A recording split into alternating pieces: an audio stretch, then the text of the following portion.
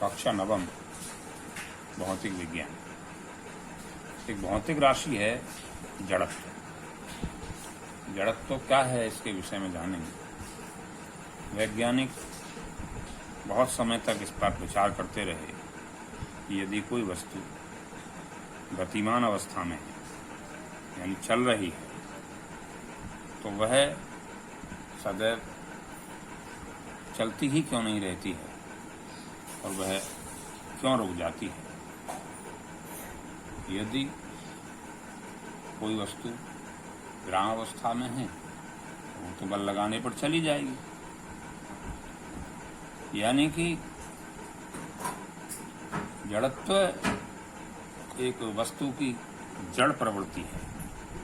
जड़त्व वस्तु की जड़ प्रवृत्ति है और उसी अवस्था में, जिस अवस्था में वह है, उसी अवस्था में बने रहने का प्रयास करती है। इस अवस्था में बने रहने का उसका प्रयास जड़त्व कहलाता है। या हम दूसरे शब्दों में ये भी कह सकते हैं कि अवस्था परिवर्तन के विरोध का जो वस्तु में गुण है वह जड़त्व है। जड़त्व क्या है?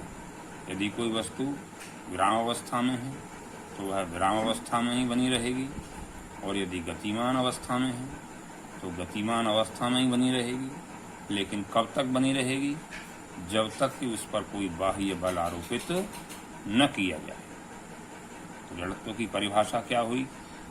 तो इन्वर्टेड कॉमास में आप देखेंगे कि वस्तुओं में अपनी विराम अथवा एक समान गति की अवस्था में किसी भी प्रकार के परिवर्तन के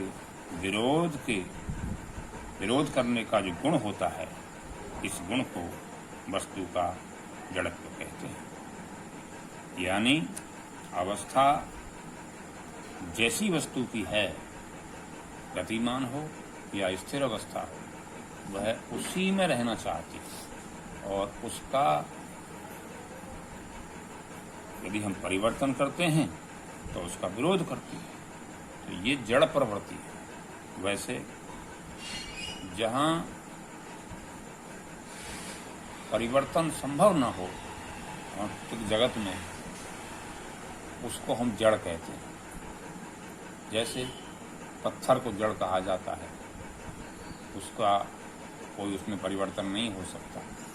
तो ये जड़, उस जड़ से ही जड़त्व बना। तो जड़त्व की परिभाषा क्या हुई कि वस्तुओं में अपनी विराम अथवा एक समान गति की अवस्था में किसी भी प्रकार के परिवर्तन के विरोध करने का जो गुण होता है, इस गुण को ही वस्तु का जड़त्व कहते हैं। जड़त्व क्या है अपने आप में? किसका रूप है?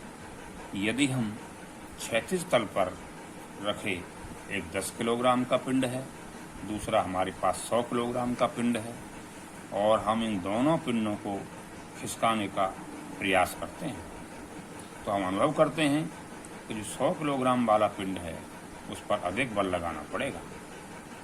वह अवस्था परिवर्तन का अधिक विरोध करता है।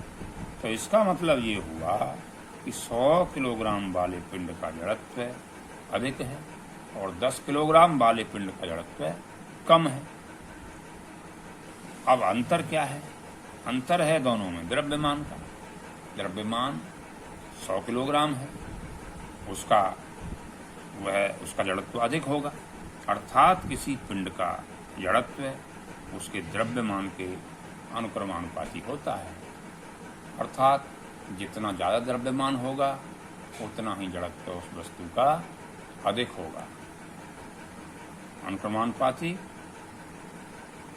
का मतलब समानुपाती।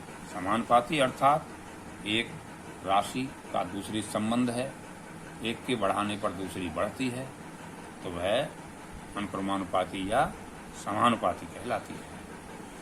इस प्रकार जो वस्तु का द्रव्यमान है वही उसके जड़त्व की माप है। वैसे जड़त्व 2 प्रकार का होता है। पहला विराम का जड़त्व है, दूसरा गति का जड़त्व है। विराम का जड़त्व कौन सा होता है?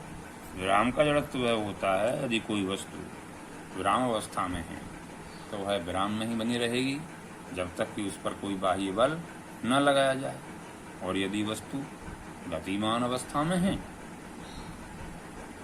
तो गतिमान अवस्था में ही बनी रहेगी जब तक कि उस पर कोई बाह्य बल न लगाया जाए।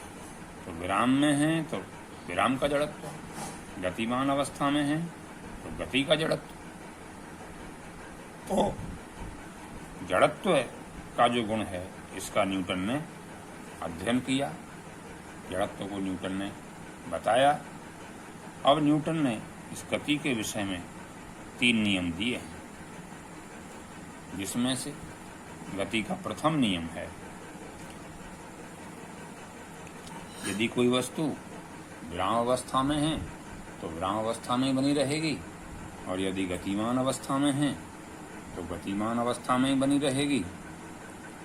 तो फिर तो ये क्या हुआ भाई, उसने बताया कि यदि कोई विराम अवस्था में है वस्तु तो वह विराम अवस्था में बनी रहेगी, और सरल रेखा में एक समान वेग से गति कर रही है तो वह गति करती रहेगी। जड़त्व ही हुआ, इसी को हम जड़त्व कह रहे थे। इसका अर्थ ये है न्यूटन का गति विषयक जो प्रथम नियम है, न्यूटन का जो गति का प्रथम नियम है वह जड़त्व का ही नियम है। अब इसके व्यवहारिक उदाहरण देखते हैं। व्यवहारिक उदाहरण क्या है कि मान लीजिए हमारे पास एक गिलास है और गिलास पर हमें एक गत्ता रख लिया हमने। गिलास पर गत्ते को रख करके उस गत्ते के ऊपर एक सिक्का रख लिया, तो बहुत तेजी के साथ यदि हम उस गत्ते को हटाते हैं तो सिक्का जो है वो गिलास के अंदर ही चला जाता है, गिर जाता है। अर्थात इसका मतलब ये हुआ कि सिक्का जिस अवस्था में था उसी अवस्था में रहने का प्रयास किया उसने। ये प्रश्न इस रूप में पूछे जाते हैं कि गिलास पर रखे गत्ते को अचानक हटा देने से उस पर रखा सिक्का गिलास में क्यों गिर जाता है। तो इसका उत्तर ये हुआ कि इसका मूल कारण है जड़त्व। इसकी व्याख्या यदि हम करेंगे तो हमें लिखना पड़ेगा कि जो सिक्का है वह स्थिर अवस्था में है और वह जड़त्व के कारण स्थिर अवस्था में बने रहना चाहता है। इस कारण से वह गिलास में जा गिरता है। यदि चलती गाड़ी के अचानक रुक जाने पर, गाड़ी कोई चल रही है और उसमें यात्री बैठे हुए हैं, अचानक उस गाड़ी को रोक दिया गया या ड्राइवर ने उस पर ब्रेक लगा दिए, तो ब्रेक लगाने पर क्या होता है, तो यात्री जो हैं वो आगे की ओर झुक जाते हैं।